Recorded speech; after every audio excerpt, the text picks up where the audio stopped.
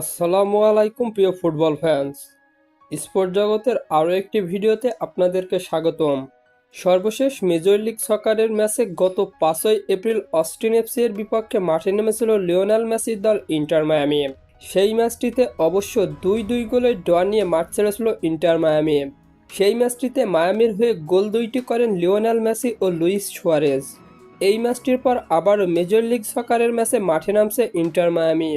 আজকে এই ভিডিওতে আলোচনা করব ইন্টার মায়ামির পরবর্তী ম্যাচ কবে, কাদের বিপক্ষে, কোথায় অনুষ্ঠিত হবে তা নিয়ে।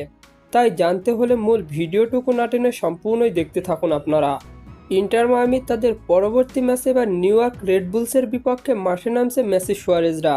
বর্তমানে MLS কাপের পয়েন্ট টেবিলে 6 ম্যাচ শেষে 11 পয়েন্ট নিয়ে পয়েন্ট টেবিলের চতুর্থ স্থানে অবস্থান করছে ইন্টার মায়ামি। অন্যদিকে 6 ম্যাচ শেষে 10 পয়েন্ট নিয়ে পয়েন্ট টেবিলের সপ্তম স্থানে অবস্থান করেছে new York Red Bulls. Inter Miami বনাম নিউ ইয়র্ক রেড বুলসের সর্বশেষ মুখোমুখি কোনো পরিসংখ্যান নেই, তবে ম্যাচটি জেতার সম্ভাবনা ইন্টার মায়ামির 73%, অন্যদিকে নিউ ইয়র্ক রেড বুলসের 12%, বাকি ড্র হওয়ার সম্ভাবনা 15%।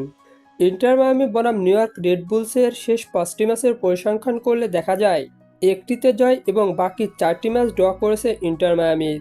অন্যদিকে 2টিতে জয়, 1টিতে ড্র এবং বাকি 2টি ম্যাচ হেরেছে নিউ ইয়র্ক রেড বুলস। তাই সাম্প্রতিক ফর্ম বিবেচনায় দুই দলই প্রায় সমান অবস্থানেই রয়েছে।